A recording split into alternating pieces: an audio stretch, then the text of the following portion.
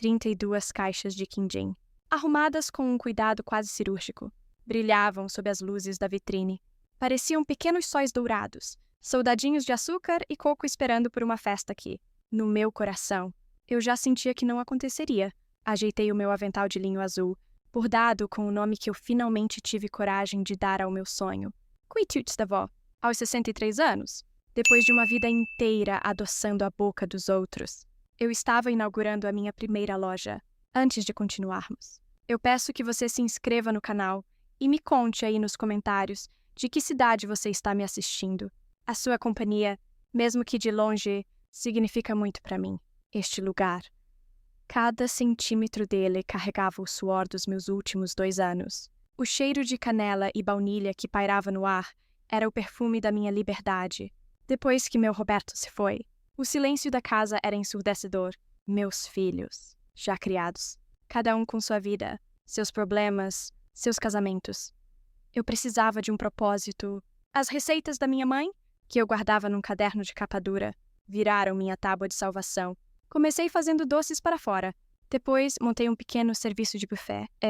Agora, aqui estava eu, prestes a abrir as portas de um espaço que era meu, só meu. A inauguração estava marcada para uma sexta-feira, às 7 da noite. 2 semanas antes, com o coração aos pulos, criei um grupo no WhatsApp. O nome era até meio bobo. Coisa de mãe. Família, prestigiando a vovó. Mandei uma foto da fachada da loja, ainda com os plásticos nos vidros, e escrevi uma mensagem que era menos um convite e mais um apelos. Meus amores, o grande dia está chegando. A presença de vocês é o ingrediente principal que está faltando.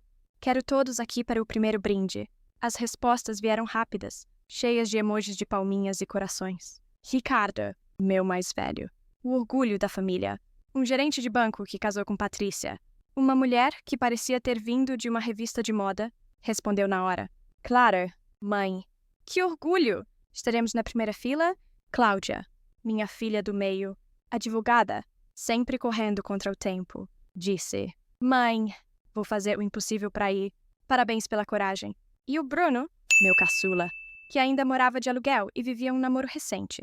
Escreveu. Sensacional. Mãe, leva a Júlia para provar o melhor bolo de fubá do mundo. Eu li aquelas mensagens e meu peito se encheu de um calor tão bom. Eu acreditei, como uma boba. Eu acreditei. Passei as 2 semanas seguintes numa euforia que eu não sentia desde que eles eram crianças. Encomendei um espumante especial, separei a melhor mesa. Aquela com vista para o pequeno jardim que eu mesma plantei nos fundos.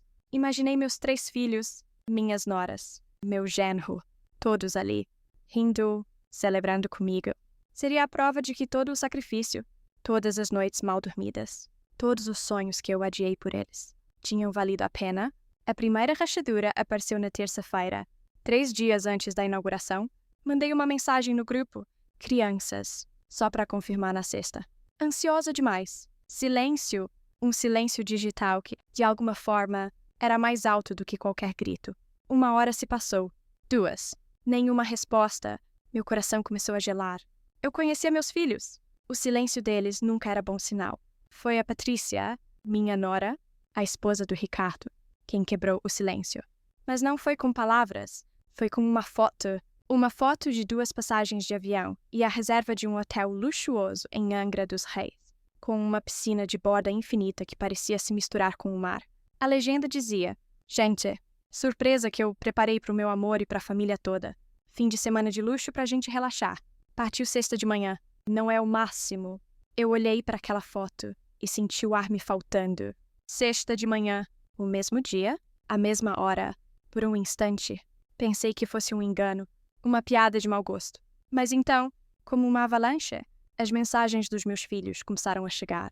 Ali mesmo, no grupo, para que eu lesse em tempo real a minha própria sentença de exclusão. O primeiro foi Ricardo. Nossa, amor, que surpresa incrível. Poxa, mãe, que pena. Foi um presente da Patrícia. Não tive como dizer não. A senhora entende, né? A gente comemora na volta. Prometo, em seguida... Cláudia! Patrícia, você é demais. Mãe, eu realmente tô precisando muito descansar. O trabalho tem me matado. Fica pra próxima. Tá, 1000 beijos. E por último, Bruno, meu menino, O que eu achei que nunca me decepcionaria. Que mancada. Mãe, foi mal, mas a Patrícia já pagou tudo. Com voo e tudo mais. Fica chato furar agora. A gente passa aí na outra semana para te dar um abraço. Eu fiquei olhando para a tela do celular, lendo e relendo aquelas palavras. A senhora entende, né? Fica para a próxima. Fica chato furar. Cada frase era um tapa. Eles não estavam apenas cancelando um compromisso. Eles estavam na frente um do outro, assinando um atestado de que a minha conquista, o sonho da minha vida, era menos importante do que um fim de semana de sol e piscina. Um presente de uma nora que, em 5 anos de casamento, nunca tinha se oferecido para me ajudar a lavar uma xícara de café. A humilhação queimou no meu rosto. A dor no peito foi tão física que eu precisei me sentar. Eu não chorei. As lágrimas secaram antes mesmo de nascer, substituídas por uma coisa fria, pesada, que se instalou no meu estômago. Uma fúria silenciosa, uma clareza terrível. Eles não tinham esquecido, eles não tinham se confundido. Eles tinham feito uma escolha, e eu não estava nela. Minhas mãos tremiam um pouco, mas meus dedos se moveram com uma firmeza que eu não sabia que possuía. Eu não respondi às desculpas deles. Eu não argumentei, eu não implorei. Apenas digitei uma única frase, curta e definitiva, para todos eles lerem. Entendido. Tenham um bom fim de semana. Enviei a mensagem. Coloquei o celular no modo avião e o guardei no fundo de uma gaveta. Ali, naquela cozinha cheirando a festa, cercada por doces que eu tinha feito com tanto amor, eu percebi que a inauguração de sexta-feira não seria mais sobre a minha família. Seria sobre mim e sobre a mulher que eu seria forçada a me tornar a partir daquele exato momento, na sexta-feira, às 6:30 da noite. A loja quitutes da avó estava impecável. O aroma de pão de mel, recém-assado, se misturava com o cheiro floral dos lírios brancos que eu tinha comprado naquela manhã. Cada detalhe, da louça de porcelana antiga ao brilho do balcão de madeira, era um pedaço da minha alma exposto para o mundo. Por fora, eu era a imagem da calma e do sucesso. Usava um vestido azul marinho simples, mas elegante, e um colar de pérolas que foi do meu Roberto. Eu sorria para os primeiros convidados que chegavam. Um misto de vizinhos curiosos e amigos de uma vida inteira, mas por dentro. Meu estômago era um nó de gelo. Meu celular continuava na gaveta, no modo avião. Eu tinha feito uma promessa a mim mesma. Esta noite seria sobre o meu sonho, não sobre a minha decepção. Mas a ausência deles era uma presença física, quase palpável, que se concentrava em um único ponto da loja. A mesa redonda no canto, a melhor de todas, coberta com uma toalha de linho engomado e um pequeno vaso de flores do campo. Sobre ela, uma plaquinha de cerâmica que eu mesma pintei dizia: reservado para a família. 6 taças de espumante esperavam vazias, 6 lugares que eu sabia que não seriam ocupados. Helena, minha filha, que coisa mais linda! Que orgulho de você, disse Dona Lourdes, minha vizinha há mais de 30 anos, me abraçando com força. Deus te abençoe, mulher, e os meninos devem estar chegando, né? Imagino a babação dos filhos com uma mãe tão talentosa. Eu sorri, um sorriso que não alcançou meus olhos. Eles tiveram um imprevisto, Lourdes, coisa de última hora, mas mandaram todo o carinho do mundo. A mentira saiu fácil, treinada por anos de desculpas que eu inventei para justificar as pequenas e grandes ausências deles. Anos encobrindo o fato de que, para os meus filhos, eu era um porto seguro tão garantido que eles nunca se preocupavam se a maré um dia iria recuar e deixar o cais vazio. A loja encheu. Mais de 40 pessoas circulavam pelo salão, elogiando os doces, fazendo pedidos, me parabenizando. Vendi quase todo o estoque de carolinas e fatias de bolo de rolo. O som do sininho da caixa registradora era uma música para os meus ouvidos. A prova de que minha aposta tinha sido certa. Eu era uma boa cozinheira. Eu era uma boa empreendedora. Eu era uma mulher capaz de me reinventar. Mas a cada elogio, a cada sorriso, meus olhos, traiçoeiros, desviavam para a mesa vazia no canto. Foi Juliana, minha jovem assistente de 20 e poucos anos. Quem percebeu? Ela era uma menina batalhadora, que estudava gastronomia à noite e trabalhava comigo durante o dia. Tinha um talento bruto e uma doçura no olhar que me lembravam de mim mesma quando jovem. No meio da agitação, enquanto reabastecia a bandeja de brigadeiros, ela se aproximou de mim e sussurrou: Dona Helena, a senhora está brilhando hoje. Eles não sabem o que estão perdendo. Não havia pena na voz dela. Havia raiva, uma raiva justa, de quem entendia o tamanho da ofensa. Naquele momento, o olhar de cumplicidade daquela menina que eu conhecia há apenas 6 meses me aqueceu mais do que os 39 anos de amor que eu dediquei ao meu primogênito. Eu apenas assenti, incapaz de falar, e apertei seu braço em agradecimento. A noite avançou. Eu contei a história do bolo de fubá da minha avó para um casal de clientes. Fechei um contrato para fornecer os doces de um batizado e prometi a Dona Lourdes que guardaria um pedaço de torta de limão para ela. Eu representei o meu papel com perfeição. Era a anfitriã feliz, a mulher realizada, a avó empreendedora, mas a cada minuto, a imagem da piscina de boda infinita em Angra dos Reis piscava na minha mente. Eu os imaginava rindo, bebendo, tirando fotos para as redes sociais, completamente alheios à festa que eles tinham matado dentro de mim. Às 10 horas, os últimos convidados se foram, deixando para trás um rastro de guardanapos amassados, pratos vazios e uma sensação agridoce de sucesso. A caixa registradora estava cheia, a agenda de encomendas tinha novas anotações, mas a minha alma estava exausta. Foi um sucesso. Dona Helena, um sucesso, disse Juliana, com os olhos brilhando de alegria genuína, enquanto me ajudava a empilhar a louça suja. Foi sim, minha querida. Graças a você também, respondi, e era verdade. Enquanto limpávamos o salão em um silêncio confortável, meus olhos pousaram novamente na mesa da família, intocada, a toalha de linho branca, as taças reluzentes, a placa de reservado que agora parecia uma piada cruel. Todo o resto da loja era a prova da minha vitória, mas aquela mesa era o monumento do meu fracasso. O fracasso em criar filhos, que entendessem que o amor exige presença, que a família exige reciprocidade. Juliana seguiu meu olhar, sem dizer uma palavra. Ela foi até a mesa, recolheu a placa de cerâmica e a guardou delicadamente. Depois, pegou as 6 taças vazias e as levou para a cozinha. Aquele gesto simples foi como se ela estivesse me ajudando a desmontar um altar de dor. Quando terminamos, a loja estava silenciosa e escura, iluminada apenas pela luz fraca que vinha da rua. Eu paguei a Juliana mais do que o combinado, um bônus pela noite incrível. Ela agradeceu, me deu um abraço demorado e disse: "Descanse. Dona Helena, a senhora merece." Depois que ela foi embora, eu fiquei sozinha no meio do meu sonho realizado. O cheiro de açúcar ainda estava no ar, mas agora parecia menos com celebração e mais com melancolia. Sentei-me em uma das cadeiras da mesa agora desfeita. A mesa que deveria ter sido o coração da festa, e finalmente permiti que o peso da noite caísse sobre mim.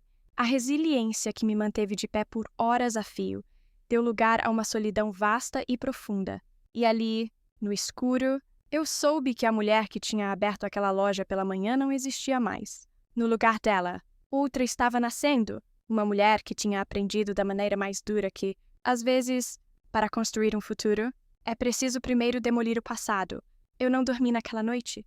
Vi o sol nascer pela janela da cozinha, pintando o céu de um laranja pálido que não trazia promessa de calor, apenas de um novo dia. O cansaço era profundo, mas não era físico. Era um cansaço de alma, o esgotamento de quem passou a vida inteira dando sem receber, amando sem ser vista. Às 6 da manhã, eu já estava de pé, varrendo o chão da loja, organizando o estoque, mergulhando no trabalho como um náufrago, se agarra a um pedaço de madeira. O trabalho era real. O trabalho não mentia. Foi só perto da hora do almoço, depois de atender os primeiros clientes do sábado e vender quase uma fornada inteira de pães de mel, que eu tive coragem. Fui até a gaveta, peguei o celular e o liguei. O aparelho vibrou na minha mão por quase 1 minuto ininterrupto, como um animal desesperado, enquanto uma enxurrada de notificações inundava a tela escura. 23 chamadas perdidas, 47 mensagens não lidas. Todas deles, respirei fundo, não com esperança, mas com uma curiosidade fria, a mesma curiosidade de um médico que examina uma doença para entender sua natureza. A primeira mensagem era do Ricardo, enviada às 10 da noite de sexta-feira. "Mãe, tá tudo bem. Estamos tentando te ligar. Por favor, retorna." A seguinte, da madrugada. "Mãe, atende. Estamos preocupados." Rolei a tela. As mensagens da manhã de sábado eram diferentes. O pânico parecia ter dado lugar a uma tentativa desajeitada de normalidade. "Cláudia, às 9 da manhã. Oi, mãe. Bom dia? Espero que a festa tenha sido um sucesso. Depois me conta tudo. Beijos." Como se nada tivesse acontecido, como se a ausência dela fosse um detalhe trivial. "Bruno." sempre o mais emotivo, mandou um áudio. A voz dele estava embargada, mas as palavras eram as mesmas de sempre. Mãe, desculpa, a gente errou feio, mas a gente te ama muito. Viu? Na volta a gente te enche de beijos para compensar. Compensar? Como se o amor fosse uma conta bancária que pudesse ser zerada com um depósito de afeto depois de um grande rombo. A náusea que eu senti na noite anterior voltou, mas agora tinha um nome. Desprezar. Eles não tinham passado a noite em claro, roendo as unhas de culpa. Eles tinham dormido, acordado, tomado café da manhã no hotel de luxo e, só então, cumprido a obrigação de mandar uma mensagem para a mãe que eles tinham abandonado. Não era arrependimento. Era controle de danos. Foi então que o telefone tocou na minha mão. Era o Ricardo. Por um impulso que não entendi. Atendi. Mãe. Graças a Deus. Você tá bem. Por que não atendeu o telefone? A gente quase morreu de preocupação aqui. A voz dele era falsamente animada. O tom de um filho que quer desesperadamente que a mãe diga que está tudo bem para que ele possa voltar a curtir suas férias. Sem culpa. Estou bem, Ricardos. Apenas ocupada com a loja, minha voz saiu neutra, polida, como a de uma atendente de telemarketing. Oh, que bom! E a festa? Foi boa. Vendeu muito. Ele perguntou, atropelando as palavras. Foi boa. Sim, vendi bastante. Houve uma pausa do outro lado da linha. Eu podia quase ouvi-lo pensando, estranhando a minha calma. Ele esperava gritos. Choro! Acusações. O silêncio educado era uma arma que ele não sabia como combater. Que ótimo. Mãe, fico feliz. Olha, a gente queria pedir desculpas de novo. A Patrícia tá aqui do lado, mandando um beijo. Ela também ficou super mal com a situação. Não precisa se preocupar. Ricardo, está tudo bem. Mesmo. Que bom. Mãe, fiquei com medo de você ficar chateada. O alívio na voz dele era palpável. E ali, ouvindo a voz do meu primogênito, o homem para quem eu tinha dedicado a minha vida, eu entendi. A ficha não caiu. Ela despencou como um raio. Eles não estavam preocupados comigo. Eles estavam preocupados com a minha reação, com o trabalho que teriam para me acalmar, para gerenciar a minha dor. A minha tristeza era um inconveniente no fim de semana de luxo deles. Eu não estou chateada, Ricardo, eu disse, e a frieza na minha voz pareceu finalmente atravessar a linha. Tenham um bom fim de semana. Aproveitem a piscina. Desliguei antes que ele pudesse responder. E pela primeira vez, eu não senti dor. Senti uma validação amarga. A minha raiva silenciosa da noite anterior não era um exagero. Era a resposta perfeitamente sã para o comportamento doentio deles. Olhei para as outras mensagens, agora com outros olhos. Não eram mais flechas que me feriam. Eram espécimes num laboratório. Provas de um crime emocional que eu finalmente tinha decidido parar de justificar. A última mensagem era da Patrícia. Tinha chegado enquanto eu falava com Ricardo. Era uma foto. Ela, de biquíni e óculos escuros, segurando uma taça de mimosa, com a piscina de borda infinita ao fundo. A legenda dizia, um brinde à melhor sogra do mundo. Pensando muito em você, na volta, a gente te leva um presentinho de Angra. Eu olhei para aquela foto, para o sorriso dela, para a bebida dela, para o luxo dela, comprado com o tempo, a energia e a atenção que deveriam ter sido meus. E eu não senti nada, nem raiva, nem dor. Apenas um vazio profundo e absoluto, o vazio que fica quando o amor finalmente morre. Apaguei a conversa. Apaguei todas as conversas e voltei a trabalhar. Havia muito a ser feito. E, pela primeira vez na vida, eu faria tudo por mim. O sábado terminou como começou, em silêncio. Fechei a loja mais cedo, o corpo moído por uma exaustão que vinha de dentro. Em casa, o silêncio era diferente. Não era um silêncio de paz, mas um silêncio pesado, assombrado por fantasmas de quem eu costumava ser. Cada objeto parecia me acusar. A poltrona onde Roberto, meu falecido marido, se sentava para ler o jornal. O balcão da cozinha, onde ensinei Cláudia a fazer seu primeiro brigadeiro. A marca na parede do corredor que media a altura de Ricardo e Bruno ano após ano. Esta casa não era um lar. Era um museu de uma vida que eu tinha servido aos outros. Por um masoquismo que não sei explicar, abri o velho baú na sala e tirei os álbuns de fotografia. Folheei as páginas amareladas. E a verdade que eu sempre soube, mas nunca tive coragem de encarar, me saltou aos olhos. Em cada foto, eu era uma coadjuvante na minha própria vida. Na festa de formatura do Ricardo, eu estava no canto, segurando o casaco dele para que ele pudesse brilhar com os amigos. no casamento da Cláudia. A foto principal da família era dela com o noivo e os pais dele. A minha foto com ela foi tirada às pressas, perto da mesa de doces, no aniversário de 5 anos do meu neto, filho do Ricardo. Eu passei a festa inteira na cozinha, fritando salgadinhos, porque a babá tinha faltado. Patrícia, minha nora, nem sequer me agradeceu. Lembrei do Dia das Mães de 2 anos atrás. Meus 3 filhos apareceram para o almoço.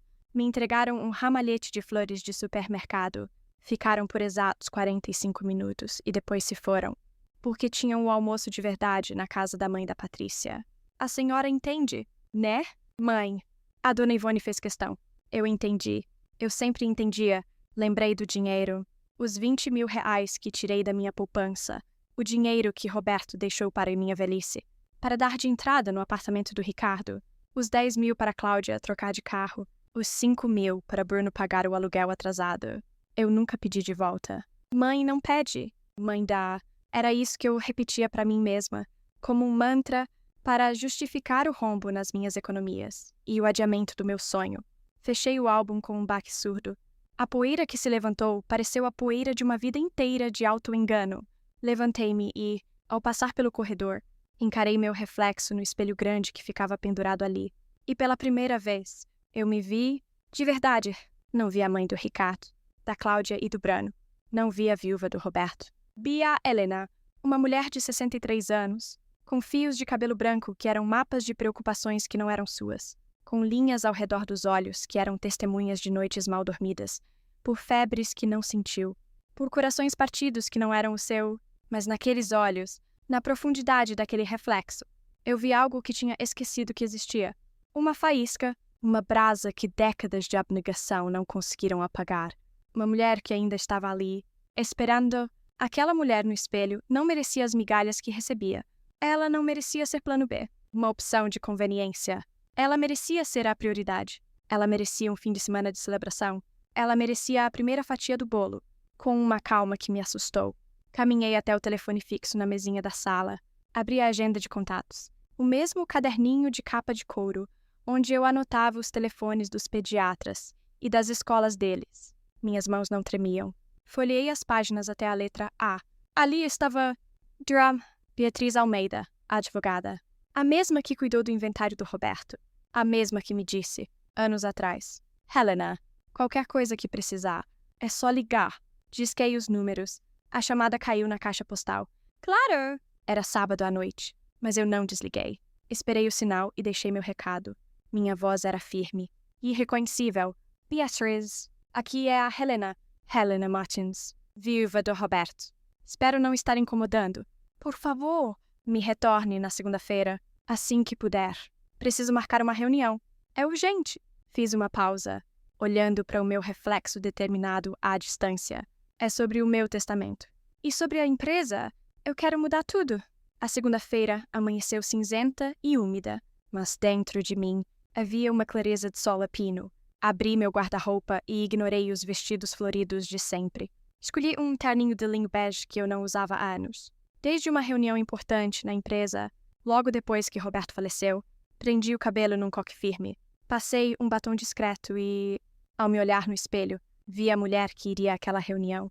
Não era a avó Helena, era a senhora Helena Martins, presidente do conselho e única funcionária da Martins & Filhos. O escritório da Dra. Beatriz Almeida ficava no centro da cidade, num prédio comercial espelhado que parecia pertencer a outro universo.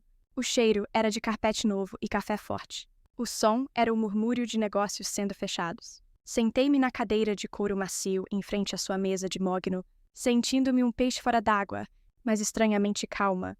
Beatriz era uma mulher elegante, na casa dos 50, com óculos de aros finos e um olhar que parecia enxergar através das pessoas. Ela era a advogada da família há mais de 20 anos. Cuidou do inventário do Roberto com uma mistura de profissionalismo e carinho que me ajudou muito na época.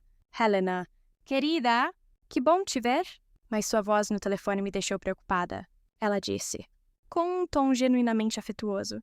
O que aconteceu para essa urgência toda? Aconteceu a vida, Beatriz. Ou melhor, a falta dela, respondi, ajeitando a bolsa no colo. Ela juntou as mãos sobre a mesa. Seu recado dizia que era sobre o testamento. Você quer excluir os meninos?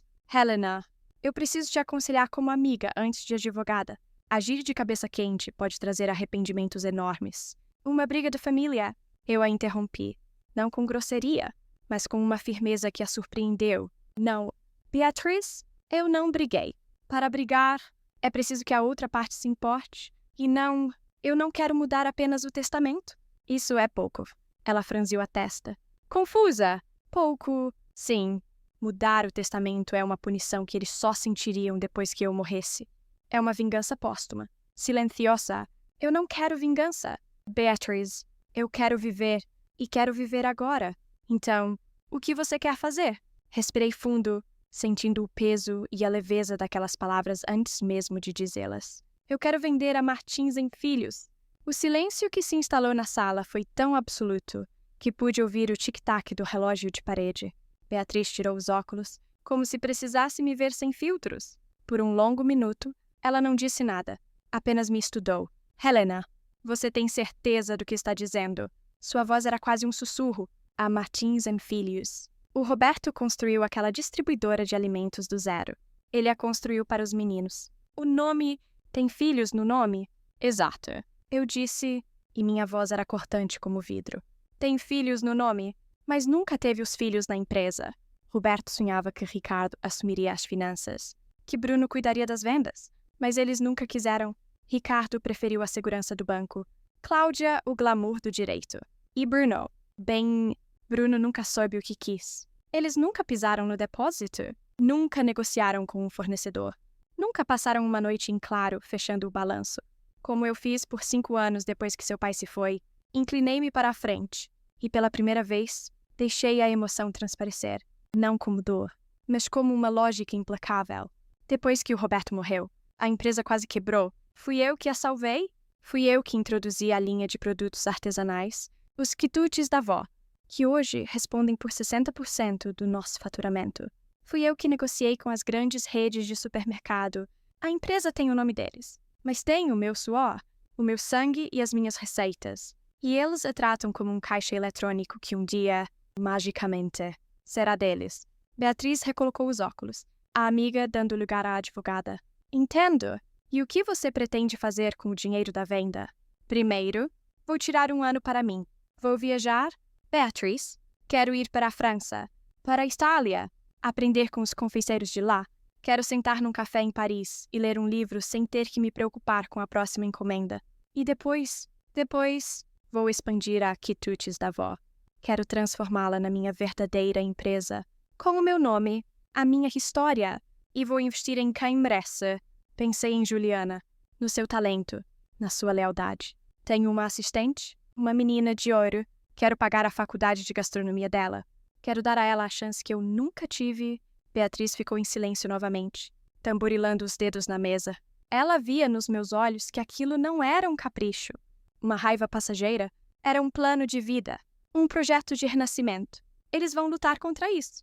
Helena, vão dizer que você está emocionalmente abalada, que não está em seu juízo perfeito, ela advertiu. Eu sei. E é por isso que você vai preparar tudo da forma mais blindada possível. Comece hoje. Contrate um avaliador para estimar o valor de mercado da empresa. Prepare uma procuração me dando plenos poderes para negociar a venda. E redija um novo testamento. Nele, a empresa não existirá mais. O dinheiro da venda irá para um fundo em meu nome. E meus filhos? Eles receberão R$1 de herança, cada um, para que fique registrado que eu não os esqueci. Eu os deserdei por escolha. Beatriz me olhou. E pela primeira vez, vi um brilho de admiração em seus olhos. Ela pegou o telefone. Márcia, ela disse para a secretária. Por favor, cancele minha reunião das 11 e entre em contato com o Dr. Alencar, da Avalia Corp. Diga que tenho uma cliente com um projeto de venda urgente. Sim, para ontem. Ela desligou e se virou para mim. Vamos começar. Helena, vamos começar a construir a sua nova vida. Naquele momento, naquela sala fria e impessoal, eu não me senti uma mãe traída. Eu me senti uma estrategista, uma mulher no controle. E pela primeira vez em muito tempo, eu senti uma coragem imensa, do tamanho do futuro que eu estava prestes a criar para mim mesma. A segunda-feira se arrastou com a lentidão de uma promessa não cumprida. Depois de deixar o escritório da Beatriz, passei o resto do dia na loja, mergulhada em planilhas e listas de fornecedores. A cada número que eu anotava, a cada decisão que eu tomava, sentia uma nova camada de força se solidificar ao redor do meu coração. Eu não estava mais à deriva, eu estava no leme. Cheguei em casa exausta, mas era um cansaço bom. Produtiva, preparei um chá e me sentei na varanda, observando o movimento da rua. Eu sabia que eles viriam. Era inevitável. A minha recusa em atender o telefone, o meu silêncio. Tudo isso quebrava o acordo não escrito que regia a nossa família. Eu existia para a conveniência deles. A minha ausência era uma falha no sistema que eles precisariam consertar. Não demorou muito. Às 8 da noite, os faróis do carro caro do Ricardo cortaram a escuridão da rua. Ele estacionou com a precisão de um homem que acredita que o mundo lhe deve vagas. Observei-o descer do carro, ajeitar o paletó e pegar um buquê de rosas vermelhas do banco do passageiro. Uma oferenda de paz. Um suborno. A campainha tocou com a insistência de quem não está acostumado a esperar. Respirei fundo e fui atender. Mãe, que susto que a senhora nos deu, Ricardo disse, forçando um sorriso aliviado ao me ver. Ele me estendeu as flores. Olha, eu e a Patrícia trouxemos para a senhora. Para pedir desculpas. Peguei as flores. O cheiro era doce e enjoativo. Obrigada, Ricardo. Não precisava. Minha voz é educada. Distante. Abri a porta para que ele entrasse, mas não o convidei a se sentar. Ele entrou, olhando ao redor, claramente desconfortável com a frieza do ambiente que sempre fora seu refúgio. Olha, sobre sexta. A gente sabe que pisou na bola. Foi uma falha de comunicação terrível. A Patrícia está se sentindo péssima. De verdade. Ela queria vir, mas achou melhor eu conversar com a senhora primeiro. Uma falha de comunicação, repeti, caminhando até a cozinha para colocar as rosas num vaso com água, mais por hábito do que por apreço. Não, Ricardo. A comunicação foi perfeitamente clara. Vocês comunicaram, com fotos e mensagens, que um fim de semana num resort era mais importante do que a realização do sonho da vida da sua mãe. A mensagem foi recebida em alto e bom som. Ele me seguiu. O sorriso agora substituído por uma expressão de impaciência mal disfarçada. Era o rosto que ele fazia quando um funcionário do banco não entendia uma ordem sua. Mãe, não precisa ser tão dramática. A gente te ama. A senhora sabe disso? Foi só um fim de semana. A senhora está transformando uma coisinha pequena numa crise mundial. Virei-me para encará-lo, secando as mãos num pano de prato. Uma coisinha pequena. Ricardo, aquela lojinha, como você e sua esposa devem chamar, é o meu futuro, é o meu trabalho. É a primeira coisa em 35 anos que eu construí para mim, e não para vocês. E nós temos orgulho disso. Mas a senhora precisa entender que nós temos nossas vidas, nossos compromissos. Eu entendo perfeitamente. Curtei. Eu entendo que os compromissos de vocês nunca me incluem. Eu entendo que o aniversário da mãe da Patrícia é um evento familiar inadiável, mas o meu pode ser comemorado na volta. Eu entendo que a minha presença é opcional. Ele passou a mão pelo cabelo. Um gesto de frustração? Não é assim. A senhora está distorcendo as coisas porque está magoada. Para compensar, vamos fazer o seguinte. Sábado que vem, a gente reserva aquele restaurante chique, o Terraço, só para a família. Uma noite de gala para celebrar a sua loja. O que me diz? Eu quase ri. A solução dele para uma ferida emocional era dinheiro. Um jantar caro para apagar a humilhação. Eu não estou à venda. Ricardo, meu respeito e meu afeto não podem ser comprados com uma lagosta e um vinho caro. Eu não quero uma celebração planejada às pressas para aliviar a sua consciência. A paciência dele estava se esgotando. Eu via nos seus olhos. A mãe dócil e compreensiva tinha sido substituída por uma estranha irredutível. Então o que a senhora quer? Quer que a gente se arraste no chão? Peça perdão de joelhos. Mãe, nós somos seus filhos. Exato. Vocês são meus filhos. E por isso, a facada dói mais. Porque de estranhos, eu não espero nada. De vocês, eu esperava o mínimo. Presença. Ele deu um passo à frente. O tom de voz agora mais baixo. Mais ameaçador. Era a sua última cartada. A manipulação. Mãe, a senhora está sendo teimosa e irracional. Está colocando em risco a harmonia da família. Não se esqueça que esta casa, a empresa que o papai deixou, tudo isso é o patrimônio da nossa família. A senhora precisa pensar no nosso futuro também. Não pode agir de forma egoísta. Ah, ali estava a verdade por trás das flores e dos sorrisos. O futuro, o patrimônio, a herança. Endireitei a coluna, sentindo o gelo na minha barriga se transformar em aço. Olhei para o meu primogênito, o homem que eu tinha amamentado e ensinado a andar, e o vi pela primeira vez como ele realmente era, um estranho preocupado com o próprio bolso. É exatamente no futuro que eu estou pensando.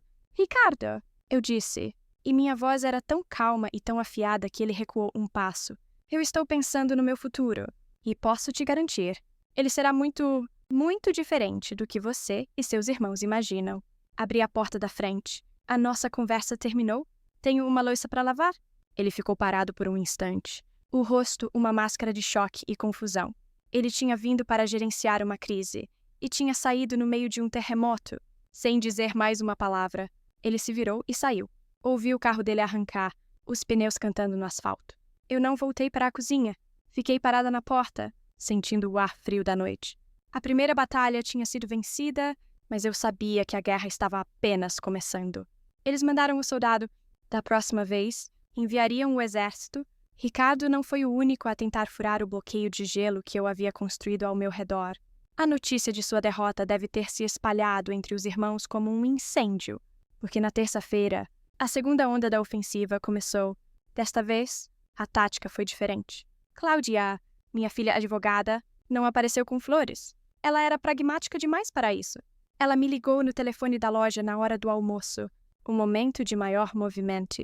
Uma estratégia calculada para me pegar desprevenida. Mãe, que bom que te encontrei. Precisamos conversar.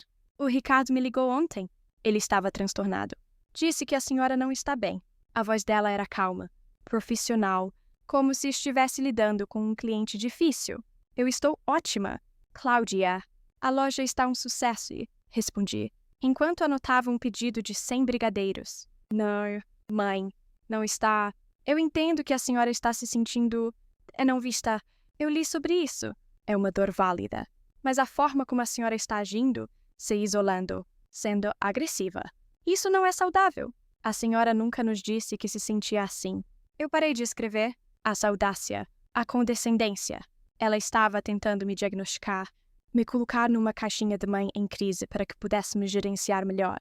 Cláudia, escute bem, eu disse, a voz baixa para que Juliana não ouvisse. O amor e o respeito não precisam de um manual de instruções, nem de um artigo de psicologia. Eles precisam de presença. Eu não preciso verbalizar para uma filha de 36 anos que a inauguração do meu negócio é importante. Uma filha sabe, ou deveria saber, mas a senhora sempre foi tão compreensiva. Nós nos acostumamos. Exato. Vocês se acostumaram. Eu mimei vocês, com a minha disponibilidade infinita. E agora que a fonte secou, vocês acham que a fonte enlouqueceu? Não. Minha filha, a fonte só aprendeu a se dar valor. Isso não é justo? A senhora está nos culpando por um padrão que a senhora mesma criou. Justo. Justo foi você cancelar o nosso almoço de Dia das Mães, porque sua chefe te convidou para um brunch de última hora. Você nem sequer me ligou. Mandou uma mensagem de texto. A sua chefe teve a sua presença. Eu recebi uma notificação no celular. Ela ficou em silêncio do outro lado da linha. Tinha esquecido. Claro! Para ela, foi só mais um compromisso desmarcado. Para mim, foi mais um tijolo no muro que eu estava construindo agora. Mãe, eu preciso desligar. Tenho uma reunião. A voz dela era fria. A advogada não gostava de perder um argumento. A gente se fala depois. Passe bem, Cláudia. Respondi e desliguei. O desgaste daquela conversa me pesou nos ombros. Manter a firmeza era exaustivo. Era como segurar uma porta pesada contra uma tempestade. A noite trouxe o terceiro soldado. Bruno, meu caçula, apareceu na minha porta sem avisar. O rosto dele estava abatido, os olhos vermelhos. Ele era a artilharia emocional, o ponto fraco que eles sabiam que eu tinha. Mãe, ele disse, a voz embargada, e me abraçou antes que eu pudesse reagir. O cheiro dele, o mesmo desde que era um menino, quase me desmontou. Por favor, perdoa a gente. Eu sou um idiota? Eu sei. Deixei que ele entrasse. Ele se sentou no sofá, a cabeça entre as mãos. Tá tudo um caos. Mãe, o Ricardo e a Cláudia não se falam desde ontem. Ele acha que ela é uma péssima estrategista. A Patrícia não para de chorar, dizendo que a culpa é dela. A família tá se desfazendo. Ele olhou para mim, os olhos cheios de lágrimas. A gente precisa voltar ao normal. Eu preciso da minha mãe de volta. Eu sinto a sua falta. Aquilo doeu. Doeu porque, de todos eles. O arrependimento do Bruno parecia o mais genuíno, ainda que fosse motivado pelo desconforto dele e não pela minha dor. Ele não queria consertar o erro. Ele queria que a sensação ruim desaparecesse. Sentei-me ao lado dele, mas mantive uma distância segura. Meu filho, o normal era uma doença silenciosa. O normal era eu não ter voz, não ter vez. O normal estava me matando aos poucos. Eu estou tentando me curar. Mas e a gente... E eu... Eu preciso de você, ele sussurrou. Você é um homem de 30 anos. Bruno, você tem uma namorada, uma vida... O que você precisa é aprender a ser um adulto que não depende da mãe para resolver todas as suas crises. O que você precisa é se tornar um homem que cumpre a própria palavra. Ele chorou, um choro silencioso e sofrido de menino mimado que encontra o primeiro não de verdade. Uma parte de mim, a mãe que eu fui por toda a vida, quis abraçá-lo, dizer que tudo ficaria bem, mas a Helena, que nasceu na sexta-feira à noite, sabia que fazer isso seria trair a mim mesma. Eu sempre vou te amar. Bruno, eu disse, a voz mais suave, mas não menos firme. Mas o meu amor não é mais um cheque em branco. Ele agora exige reciprocidade, exige respeito. Ele ficou por mais meia hora tentando me convencer com lembranças da infância, com promessas de que tudo seria diferente. Eu ouvi, assenti, mas não cedi. O desgaste era imenso. Quando ele finalmente foi embora, derrotado, eu me senti como um campo depois de 3 batalhas seguidas. Exausta, ferida, mas de pé, eu sabia, com a certeza fria que agora me guiava, o que viria a seguir. As tentativas individuais tinham falhado. Ricardo, o gerente, Cláudia, a racional, Bruno, o emocional, nenhum deles conseguiu furar minhas defesas. Agora, eles fariam a única coisa que restava. Eles viriam juntos. A aliança dos culpados se reuniria para uma última e desesperada tentativa de me colocar de volta no meu lugar. Eu só não sabia quando, mas estaria pronta. A quarta-feira foi um dia de trégua. Nenhum telefonema, nenhuma mensagem, nenhuma visita inesperada. O silêncio deles era um silêncio tático. O recuo de um exército que se reagrupa para o ataque final. E eu, no meu pequeno forte de açúcar e afeto, também me rearmava. Não com raiva, mas com trabalho. A loja estava se tornando meu santuário. Ali dentro, eu não era a mãe ingrata, a velha dramática. Eu era a dona Helena, a criadora do melhor pão de mel da região. Os clientes não me pediam desculpas. Eles me davam sorrisos. Eles não queriam me consertar. Eles queriam a receita do meu bolo de fubá. E isso era curativo. Naquela tarde, o movimento estava fraco. Juliana e eu trabalhávamos em silêncio, preparando a massa para os sonhos do dia seguinte. Ela me observava com um canto do olho, com a preocupação discreta que eu já tinha aprendido a reconhecer desde a inauguração. Ela parecia sentir o peso que eu carregava, mas era respeitosa demais para perguntar. Dona Helena, a senhora parece longe hoje, ela disse finalmente, a voz suave quebrando o silêncio. Aconteceu alguma coisa? Eu suspirei, parando de sovar a massa. Olhei para as mãos dela, jovens e ágeis, cheias de farinha. Aconteceu problemas de família. Filhos que crescem e se esquecem que a mãe também tem um coração. Ela assentiu, sem me pressionar para dizer mais. Continuou a enrolar os docinhos com uma concentração que parecia carregar sua própria história. Eu entendo, ela disse. Depois de um tempo, família nem sempre entende os nossos sonhos. A sua não entendeu o seu? Perguntei, genuinamente curiosa sobre a menina que se tornara minha sombra silenciosa e leal. Ela deu um sorriso triste. Eu sou de uma cidadezinha no interior da Bahia. Sabe, a primeira da minha família a sair de lá para estudar. Meu pai queria que eu fizesse concurso público. Minha mãe queria que eu casasse com um rapaz de boa família da nossa rua. Quando eu disse que queria ser chefe de cozinha, eles acharam que eu estava louca. Cozinhar não é profissão. Minha filha, é obrigação, foi o que meu pai me disse. Ela parou de trabalhar, os olhos perdidos numa memória distante. Eu juntei cada centavo que ganhei trabalhando na lojinha do meu tio por 2 anos. Vim pra cá com uma mala na mão e o coração na outra. Eles não me deram R$1. Disseram que se era essa a vida que eu queria, que eu me virasse sozinha. Às vezes, eles ligam, perguntam quando eu vou desistir dessa bobagem e voltar pra casa. A história dela me atingiu como um soco no estômago. A mesma falta de apoio, a mesma incompreensão, a mesma tentativa de diminuir um sonho para que ele coubesse na caixinha de expectativas deles. Mas a diferença era que os meus filhos tiveram tudo: amor, apoio, dinheiro para a faculdade, apartamentos. E ainda assim, eram incapazes de me dar o mínimo. Juliana não teve nada e me oferecia tudo. Seu trabalho, sua lealdade, sua empatia. A senhora foi a primeira pessoa, Dona Helena, ela continuou, a voz embargada. A primeira pessoa que olhou para um doce meu e não viu só uma sobremesa. A senhora viu a técnica, viu o potencial. A senhora me deu a chance que a minha própria família não quis me dar. A senhora acreditou em mim. Lágrimas silenciosas começaram a rolar pelo rosto dela, e o meu coração, tão duro e gelado nos últimos dias, começou a derreter. Levantei-me, enxuguei as mãos no avental e a abracei. Um abraço desajeitado, de farinha e canela, de 2 gerações de mulheres que entendiam o que era lutar para ser vista. Eles é que não sabem a filha que perderam.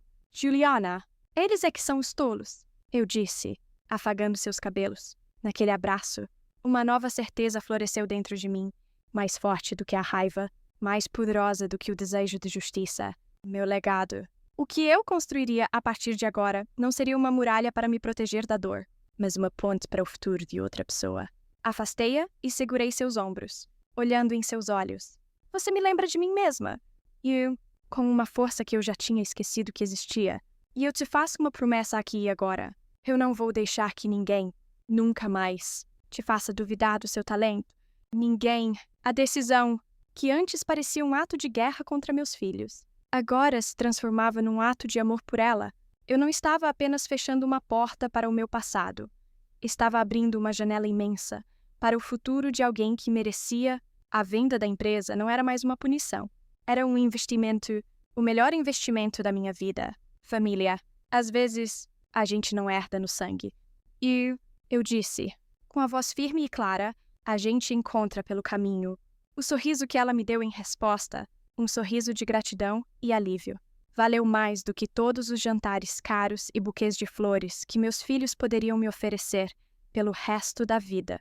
E naquele momento, eu soube que estava pronta para a batalha final. Eu não estava mais lutando por mim. Estava lutando por nós. A trégua durou até sábado. Eu estava na minha cozinha, testando uma nova receita de bolo de nozes, quando ouvi o som de vários carros estacionando na minha rua. Meu coração deu um salto. Não de medo, mas de preparação. O exército havia chegado. Olhei pela janela e vi todos eles. Ricardo e Patrícia saindo de seu Silvia importado. Cláudia e o marido, Marcos, de seu sedã executivo. E Bruno, com a namorada, Julia, em seu carro popular. Eles não pareciam uma família vindo visitar a mãe, pareciam um pelotão de fuzilamento. A campainha tocou. 1, 2, 3 vezes. Quando abri a porta, eles estavam todos ali, enfileirados na minha varanda, com expressões que iam da preocupação fingida à raiva mal contida. Mãe, a gente precisa conversar. Agora, a voz do Ricardo era a de um CEO prestes a demitir um funcionário. Ele não pediu, ele ordenou. Abri a porta e dei um passo para o lado. Entrem. Eles se espalharam pela minha sala como invasores, ocupando os sofás e as poltronas que eram o centro da minha vida. Patrícia cruzou os braços e as pernas, olhando para a minha decoração com um ar de desdém. Cláudia pegou o celular, como se precisasse de uma barreira digital entre nós. Bruno parecia um cachorrinho que ia levar uma bronca. Então, eu disse, permanecendo de pé, a dona da casa, que honra inesperada. Aqui devo a visita e informação completa. Mãe, chega de ironia. Cláudia começou, no seu tom de advogada. Nós estamos aqui porque estamos preocupados.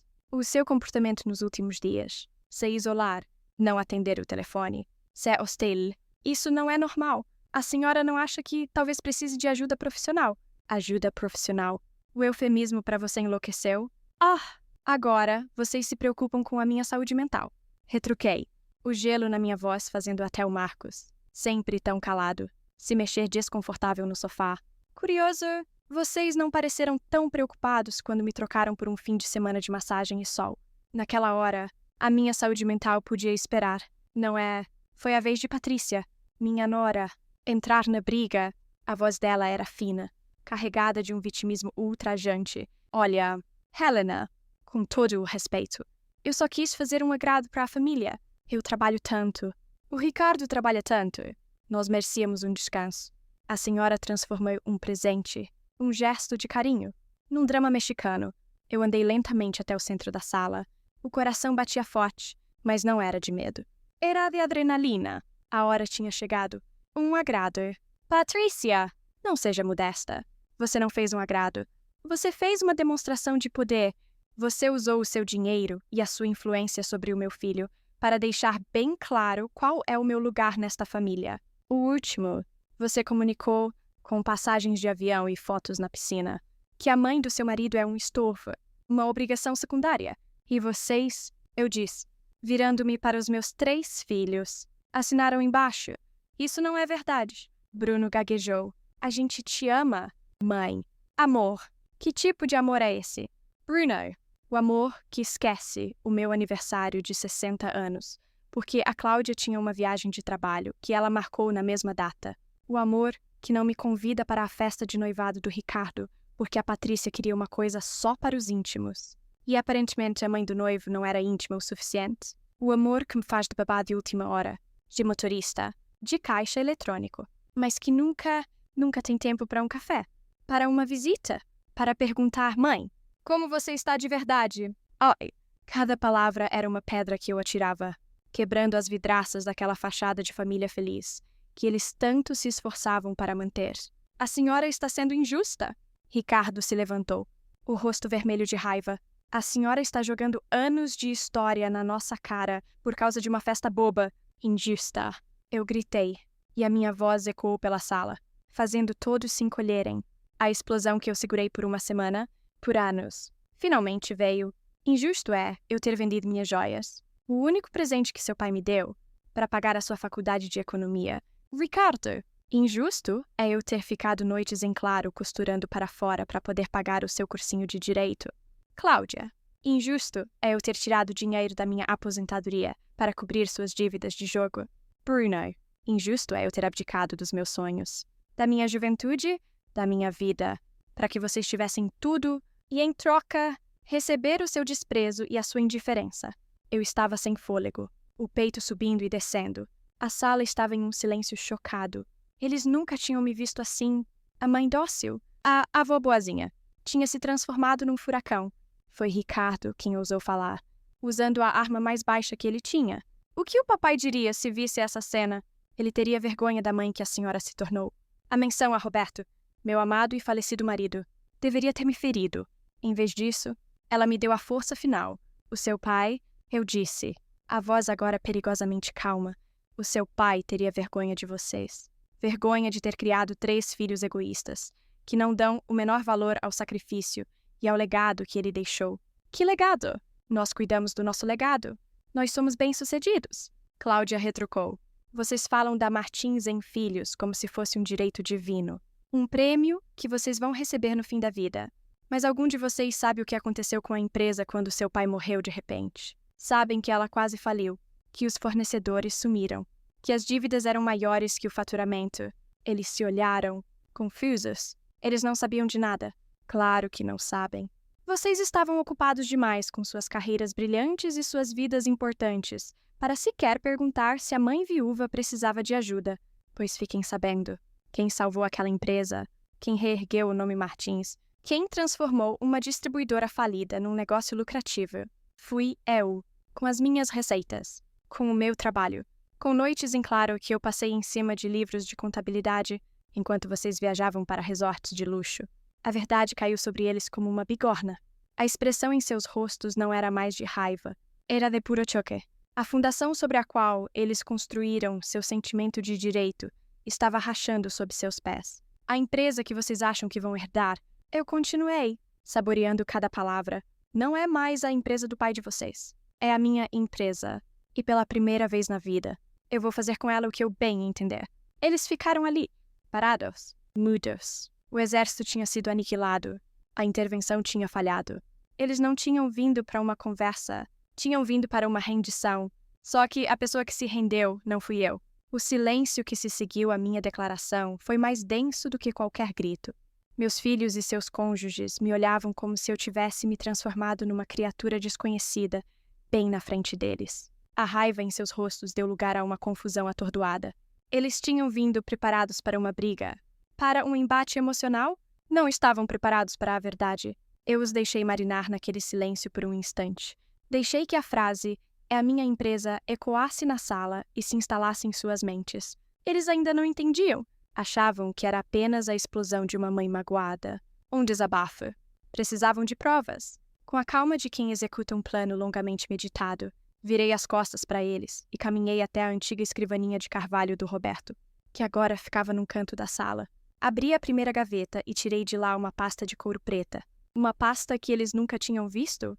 Voltei para o centro da sala e coloquei-a sobre a mesa de centro com um baque suave, mas definitivo. Já que vocês se preocupam tanto com o patrimônio da família, eu disse, abrindo a pasta, acho justo que conheçam o verdadeiro tamanho dele. Tirei de dentro um documento encadernado, com o logotipo de uma empresa de consultoria. O título na capa era claro: Relatório de Avaliação de Mercado, Martins & Filhos. Distribuidora Lestat. Joguei o documento sobre a mesa, virado para eles. Ricardo, o gerente de banco, foi o primeiro a se inclinar para ler. Vi seus olhos correrem pelas páginas, pelos gráficos, pelas projeções, e então ele parou. Na página final, no número... O que é isso? Gaguejou Cláudia, vendo a palidez no rosto do irmão. Ricardo levantou a cabeça, os olhos arregalados, incrédulos. 7 milhões de reais. Ele sussurrou. A avaliação da empresa é de 7 milhões de reais. Patrícia, minha nora, engasgou. 7 milhões. O número ficou flutuando no ar. Elétrico, obsceno.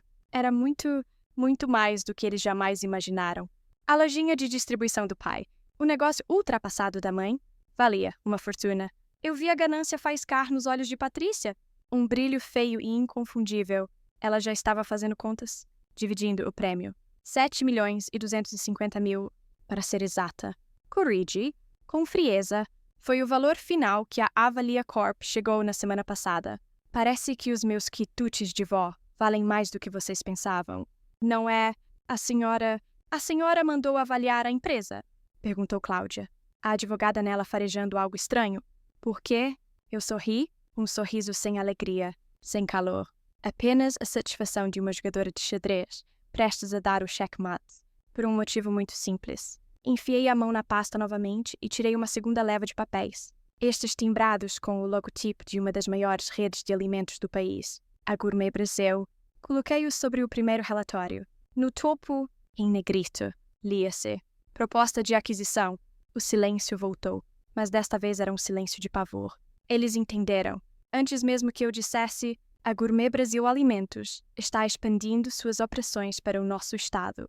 Expliquei, no mesmo tom de voz que eu usaria para ler uma receita. Eles querem entrar no mercado de produtos artesanais de luxo e viram, na nossa linha de quitutes da vó, uma oportunidade de ouro.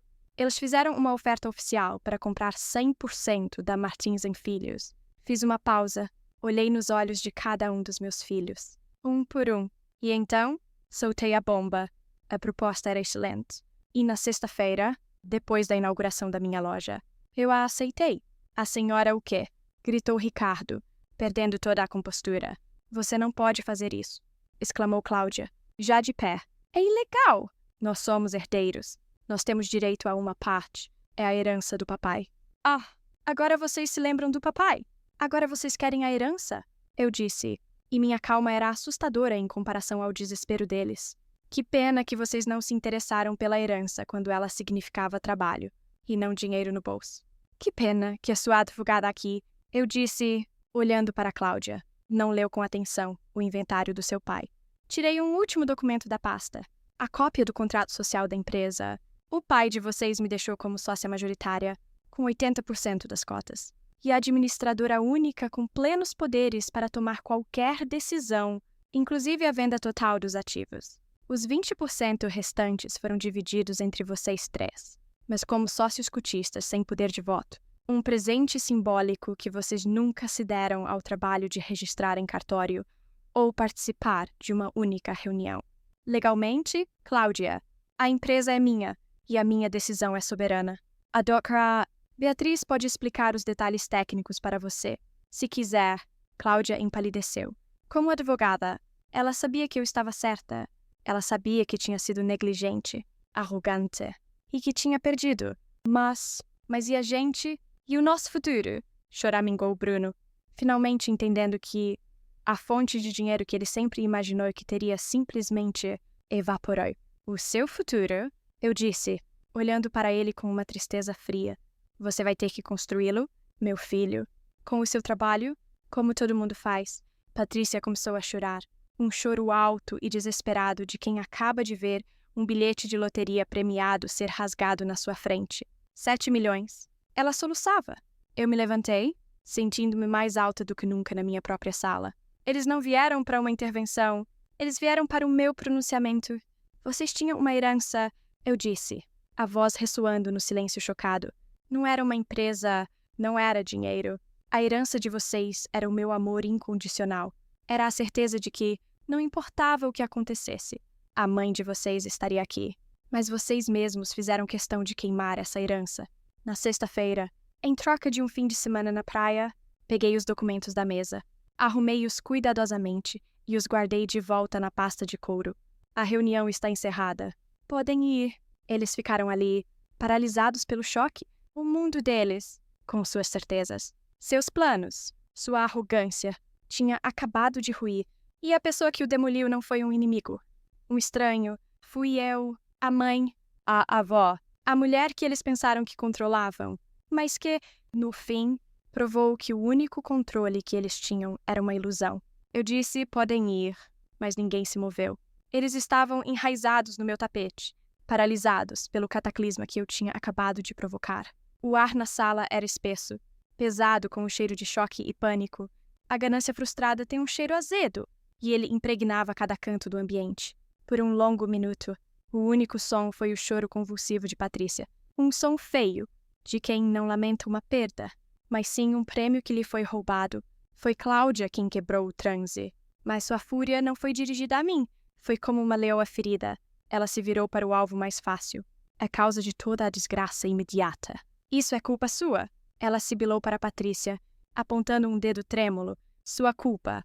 Com essa sua mania de grandeza, the results de luxor, de querer mostrar um status que você não tem. Se não fosse essa sua ideia idiota, a gente teria ido na droga da inauguração.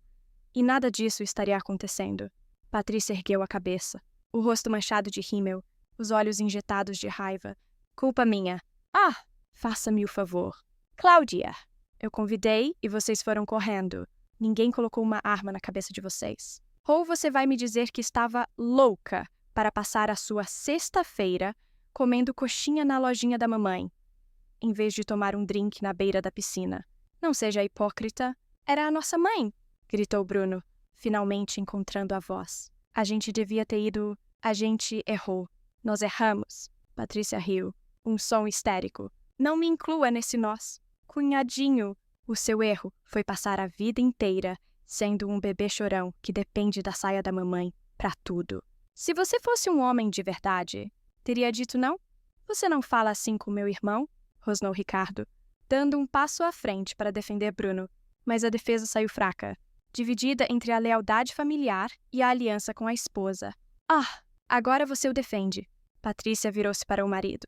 A fúria total. Mas você foi o primeiro a concordar com a viagem. O primeiro a dizer, e eu me lembro bem das suas palavras. Ainda bem, amor. Não aguentava mais ouvir a mamãe falando desses doces. Que obsessão. Foi isso que você disse? A revelação caiu como um balde de água fria. Ricardo olhou para mim, o rosto pálido. Pego na mentira. Eu apenas o encarei de volta, sem expressão. A confirmação da sua traição nem sequer doeu mais. Era apenas um fato. Você disse isso, Ricardo. A voz de Cláudia era um fio de gelo. A casa de cartas que era a relação deles começou a desmoronar. Uma carta de cada vez. Vocês são todos iguais, continuou Patrícia. Agora em pé, gesticulando para todos. Acham que essa empresa era um direito de nascença. Ricardo sempre se gabou de como ia modernizar a gestão quando assumisse.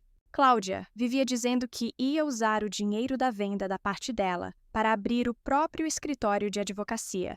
E o Bruno, bem, o Bruno só queria o dinheiro para continuar não fazendo nada da vida. Isso é mentira, gritou Bruno. Não, não é? Retrucou Cláudia, virando-se para o irmão mais novo. Você me pediu dinheiro emprestado mês passado. Disse que era para pagar o aluguel. A mamãe te deu um basta e você veio correndo para mim.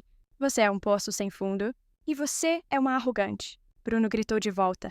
Sempre se achou melhor que a gente só porque virou advogada. Nunca tem tempo pra ninguém, nem pra mamãe, nem pra nós. Pelo menos eu trabalho. Não fico esperando a herança do papai cair do céu como você e o Ricardo. Atacou Cláudia. E durante tudo isso, eu fiz a coisa mais poderosa que poderia fazer. Nada. Caminhei até a minha poltrona, a mesma que Ricardo tinha me acusado de estar sujando com meu drama. E me sentei. Observei a cena como se fosse um filme. A minha dor tinha se tornado o catalisador que finalmente expôs a podridão que eles mantinham escondida sob uma fina camada de cordialidade familiar. Eles não eram uma família unida. Eram um bando de lobos que, ao perderem a carcaça que disputavam, voltaram-se uns contra os outros. O caos atingiu o auge. Ricardo e Patrícia gritavam um com o outro no canto da sala. Cláudia e Bruno trocavam acusações sobre dinheiro e negligências passadas. O marido da Cláudia, Marcos, pela primeira vez, se levantou e disse: Cláudia, já chega. Vamos embora. Isso é vergonhoso. Vergonhoso. Vergonhoso é perder milhões por causa de uma perua fútil. Ela gritou, olhando para Patrícia. Foi a gota d'água. Patrícia pegou a bolsa e marchou em direção à porta. Eu não fico mais um segundo nesta casa de loucos. E você, Ricardo? Ela disse, parando para encarar o marido. Se você não vier comigo agora, pode me esquecer. Ricardo olhou para a esposa, depois para os irmãos, depois para mim, sentado em silêncio na minha poltrona. O rosto dele era a imagem da derrota. Ele tinha perdido tudo: o dinheiro, a família, o respeito, sem dizer uma palavra. Ele seguiu a esposa para fora da porta. Cláudia, humilhada e furiosa, pegou o marido pelo braço e saiu em seguida, sem nem olhar para trás. Bruno ficou por último, parado no meio da sala, chorando como a criança que ele nunca deixou de ser. Ele olhou para mim, esperando um gesto, uma palavra de consolo. Eu apenas o encarei. O amor que eu sentia por ele ainda estava lá, em algum lugar, mas estava soterrado por camadas de decepção e exaustão. Eu não tinha mais nada para dar. Ele entendeu, virou-se e saiu, fechando a porta atrás de si com um clique suave que pareceu selar o fim de uma era. Fiquei sozinha na minha sala, agora silenciosa. O ar estava pesado com as palavras cruéis que tinham sido ditas. O castelo de cartas deles não existia mais. Eu não me sentia feliz. Não havia triunfo na vitória. Havia apenas um vazio imenso e uma triste, terrível paz. Eu não destruí minha família. Eu apenas parei de segurar os pedaços. E eles, por conta própria, se espatifaram no chão. 3 meses se passaram. 3 meses de um silêncio que, no início, era estranho e pesado, mas que, aos poucos, se transformou na trilha sonora da minha nova vida, a paz. O outono chegou, pintando as árvores da minha rua com tons de ouro e ferrugem. E cada folha que caía parecia levar consigo um pedaço do meu passado. A mulher que acordava todas as manhãs não era mais a mesma. Eu tinha emagrecido um pouco, não de tristeza, mas de leveza. As linhas de preocupação na minha testa pareciam mais suaves. Passei a usar vestidos de cores mais vivas, a ouvir música alta na cozinha da loja, a rir das piadas de Juliana sem me policiar. Eu estava, pela primeira vez em décadas, vivendo sem pedir permissão. A venda da Martins & Filhos seguia seu curso burocrático. Uma vez por semana, eu falava com a Beatriz. Eram conversas rápidas, objetivas. Helena, os auditores terminaram o balanço. Tudo certo? Helena, recebemos a proposta final da Gourmet Brasil. Eles aceitaram nossas condições. Eu ouvia tudo com a calma de uma executiva. Assinava os papéis que ela me enviava e seguia com o meu dia. Aquele mundo de cifras e contratos já não me pertencia emocionalmente.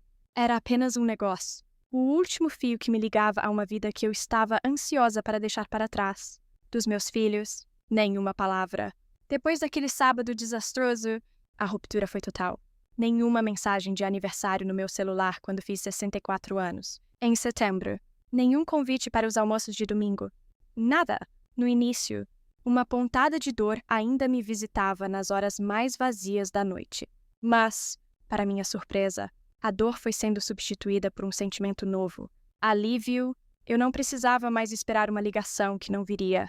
Não precisava mais me preparar para a próxima decepção. O silêncio deles era, na verdade, a minha liberdade. Minha energia estava toda concentrada na quitutes da avó. A loja, que nascera em meio a uma crise familiar, florescia. O boca a boca na vizinhança tinha sido poderoso. As encomendas para festas e eventos corporativos triplicaram. Contratei mais uma ajudante para o balcão, e Juliana, minha fiel escudeira, foi promovida a gerente de produção. Ela era a verdadeira filha que a vida tinha me dado. Uma tarde, enquanto ela testava uma nova decoração para um bolo de casamento, eu a chamei no meu pequeno escritório. Juliana, sente-se. Precisamos conversar sobre o seu futuro. Ela me olhou, apreensiva. Aconteceu alguma coisa? Dona Helena, aconteceu que você é talentosa demais para passar o resto da vida sendo minha assistente. Eu disse, e sorri ao ver o espanto em seus olhos. Eu conversei com a Beatriz. Assim que a venda da outra empresa for finalizada, o primeiro cheque que eu vou assinar será o da sua matrícula na faculdade de gastronomia. Quero que você tenha o diploma que eu nunca pude ter. As lágrimas brotaram nos olhos dela. Dona Helena, eu não posso aceitar. Pode e vai. Cortei, com a firmeza de uma mãe. E tem mais. Depois de formada, vamos conversar sobre você se tornar minha sócia. Este lugar, ele tem a minha história, mas tem o seu futuro. Acho justo que tenha o seu nome na porta também. Ela não conseguiu falar, apenas chorou. Um choro de gratidão que lavou a minha alma. Naquele momento, eu entendi o que era um legado de verdade. Não era sobre deixar dinheiro para filhos que não o mereciam. Era sobre investir num sonho, sobre dar uma oportunidade a quem tinha fome de vencer. À noite, em casa, eu espalhava guias de viagem sobre a mesa da sala de jantar. Paris, Roma, Lisboa, lugares que eu só conhecia por fotos. Com o dedo, eu traçava rotas em mapas coloridos. Eu me imaginava caminhando por ruas de pedra, descobrindo o segredo de um croissant perfeito, provando um vinho numa pequena vila italiana. Pela primeira vez, o futuro não era uma tela em branco assustadora, mas um roteiro excitante que eu mesma estava escrevendo. Eu estava em paz, uma paz construída sobre as ruínas do que eu achava que era a minha vida, mas que era, na verdade, a minha prisão. Eu não sabia o que o amanhã traria, mas de uma coisa eu tinha certeza. Ele seria meu e teria o sabor doce e inconfundível da liberdade. A paz, descobri, é uma hóspede tímida. Ela se instala devagar, mas pode fugir ao menor sinal de perturbação. E a perturbação chegou numa quinta-feira chuvosa de novembro. No final do expediente, eu estava limpando o balcão da loja, cantarolando baixo com a melodia que tocava no rádio. Quando o sininho da porta soou, pensei que fosse Juliana, voltando para buscar o guarda-chuva que tinha esquecido. Mas não era, era o Bruno.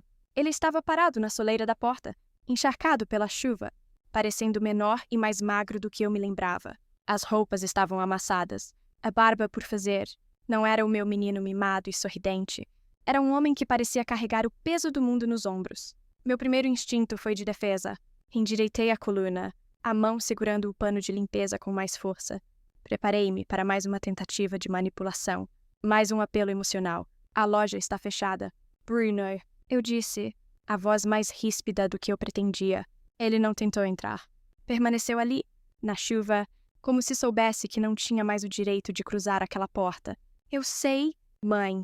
Eu não vim comprar nada. Ele ergueu os olhos, e o que vi ali me desmontou. Não era a tristeza egoísta de quem foi contrariado. Era um arrependimento profundo. Oco! Que vinha da alma. Eu sei que não tenho o direito de estar aqui, ele disse. A voz rouca. Mas eu precisava vir. Eu sinto muito, mãe. De verdade. E não é pelo dinheiro. É por tudo. Eu permaneci em silêncio, desconfiada. Esperei pela justificativa, pela acusação velada. Mas não veio. Ele continuou, as palavras tropeçando umas nas outras, como se tivessem ficado presas por meses. Eu passei esse tempo todo pensando em tudo o que a senhora disse naquela noite. A senhora tinha razão. Sobretudo, eu nunca cresci. Eu sempre achei que a senhora era eterna, que estaria sempre ali. Não importa o que eu fizesse, eu nunca parei para pensar em você como uma pessoa, só como a minha mãe. A chuva engrossou, escorrendo pelo rosto dele, misturando-se com as lágrimas que começaram a cair de seus olhos. A Júlia terminou comigo, ele confessou, a voz quebrando. Há um mês, ela disse que não podia construir um futuro com um homem de 30 anos, que ainda age como um menino de 15, que não sabe ser parceiro, que só sabe receber, e ela estava certa. Mãe, ela estava certa. A revelação me atingiu. A consequência de seus atos não tinha sido apenas a perda de uma herança, mas a perda de seu próprio futuro. A vida estava lhe dando as lições que eu, por excesso de amor, falhei em ensinar. Ele enfiou as mãos nos bolsos, tremendo de frio e de emoção. Eu não vim pedir para a senhora parar a venda da empresa. Eu não vim pedir dinheiro. Eu sei que perdi esse direito. Eu só queria saber se um dia, talvez, eu poderia te pagar um café. Em qualquer padaria, a mais simples que for, sem pedir nada, só para ouvir como a senhora está. E para a senhora me ver, tentando ser um homem diferente. O pedido dele, tão pequeno, tão humilde, foi a coisa mais dilacerante que eu já ouvi. Era mais difícil resistir àquilo do que a todos os gritos e acusações. A raiva é um escudo fácil de erguer, mas contra o arrependimento genuíno, as defesas vacilam. Eu olhei para o meu filho, meu caçula, ali, quebrado na minha porta. Uma parte de mim, a mãe antiga, queria correr, abraçá-lo e dizer que tudo ficaria bem. Mas a nova Helena, a mulher que aprendeu a se proteger, sabia que ceder agora seria apagar toda a dolorosa lição. Respirei fundo. O cheiro da chuva e da terra molhada enchendo meus pulmões. Era um cheiro de limpeza, de recomeço. Eu ouvi o que você disse.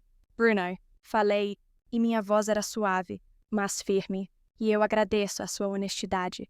É a primeira conversa honesta que temos em anos. Vi um brilho de esperança nos olhos dele.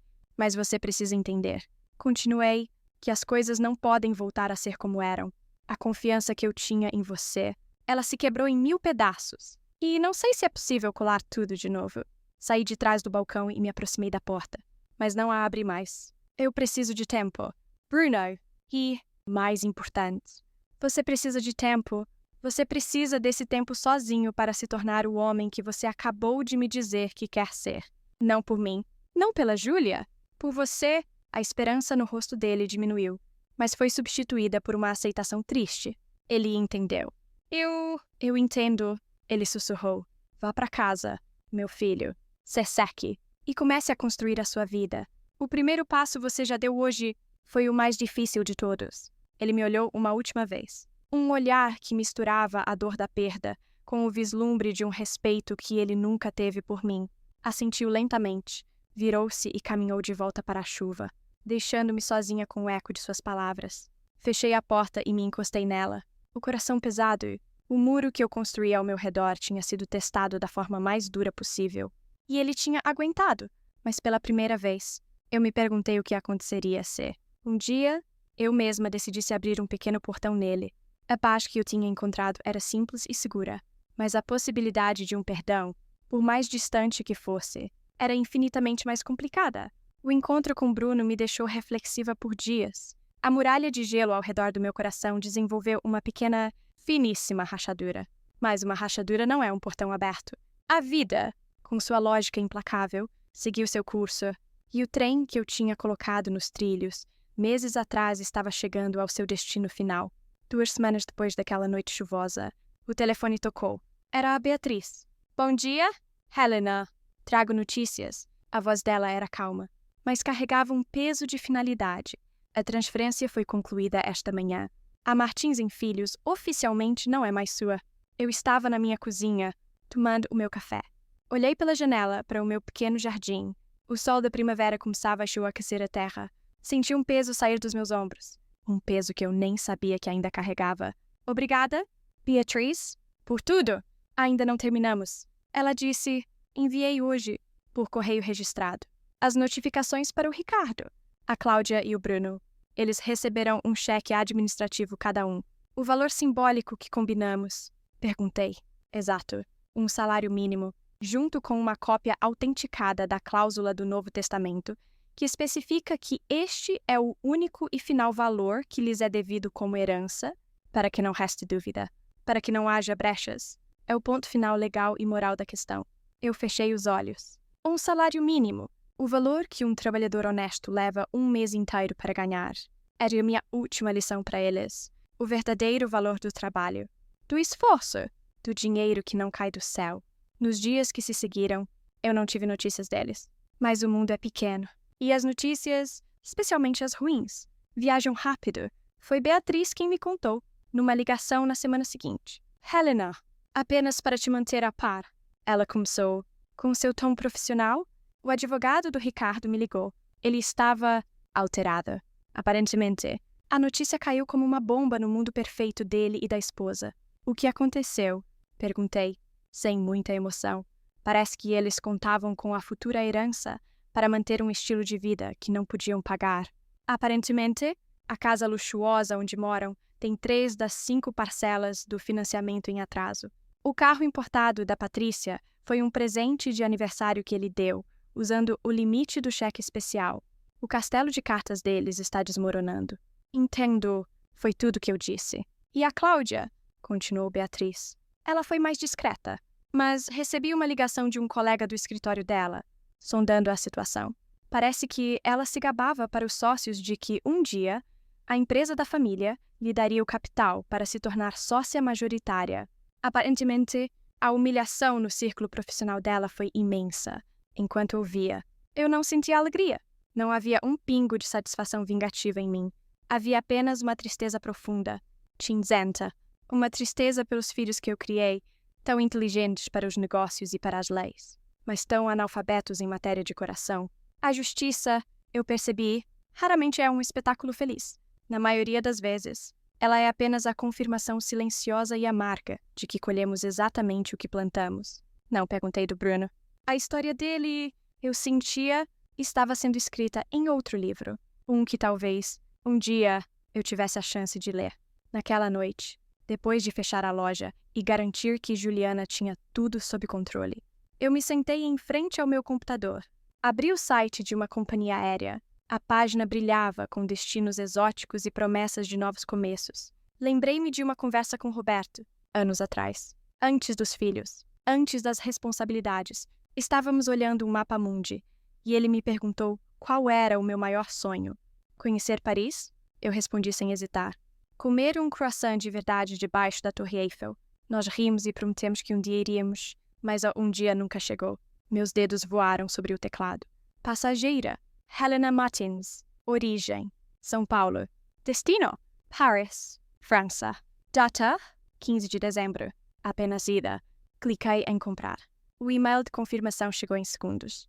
Eu olhei para a tela, para o bilhete eletrônico que era a materialização da minha liberdade. Aquele não era o fim da minha história. Era o verdadeiro começo. Eu tinha passado a vida inteira cozinhando para os outros, alimentando os sonhos dos outros. Agora, finalmente, era a minha vez de me sentar à mesa e saborear o meu próprio banquete. Paris em dezembro era exatamente como nos meus sonhos, só que mais fria e mais real. O ar gelado beliscava meu rosto, mas era um frio que me fazia sentir viva. O cheiro era de castanhas assadas e crepes quentes. Uma mistura que aquecia a alma. Eu andava pelas ruas sem pressa, um cachecol enrolado no pescoço, sentindo-me não uma turista, mas uma peregrina que finalmente tinha chegado à sua terra sagrada. Minha vida, nos últimos meses, tinha se tornado uma tela em branco que eu pintava com as cores que eu mesma escolhia. A quitutes da avó prosperava sob a gestão entusiasmada de Juliana, que me mandava fotos diárias de suas novas criações pelo WhatsApp. Eu me tornei uma espécie de consultora de luxo, provando doces nas melhores patisserias do mundo e enviando minhas anotações para ela. Eu não estava mais trabalhando por necessidade. Estava vivendo por prazer dos meus filhos mais velhos, Ricardo e Cláudia. Não soube mais nada. O silêncio deles se tornou parte da paisagem, como uma montanha distante que eu já não precisava mais escalar. Eram apenas ecos de uma vida passada. Mas o Bruno era diferente. Uma vez por mês. Ele me mandava uma mensagem curta. Não pedia nada. Apenas contava uma pequena vitória. Mãe, consegui um emprego de assistente administrativa. O salário é pouco, mas é um começo. Mãe, aluguei um apartamento menor que eu posso pagar sozinho. Mãe, fiz aquele bolo de fubá da receita da avó. Não ficou bom como o seu, mas eu tentei. Eu lia cada mensagem e meu coração se aquecia. Ele estava, passo a passo, construindo sua própria vida, longe da minha sombra protetora. Ele estava se tornando o homem que eu sempre soube que ele poderia ser. Numa tarde, sentada num pequeno café no bairro de Montmartre, com um chocolate quente e fumegante entre as mãos, eu vi um postal numa prateleira. A imagem não era da Torre Eiffel, mas de um simples e perfeito macarrão de framboesa. Com précieux, na pequena mesa redonda, tirei uma caneta da bolsa e escrevi, a caligrafia saindo firme e clara. Bruno, Paris é ainda mais bonita do que eu sonhava. E os doces? Ah, Os doces são uma inspiração. O primeiro passo na jornada de um homem é sempre o mais difícil. Continue caminhando. Fico orgulhosa de você. Com afeto. Mamãe.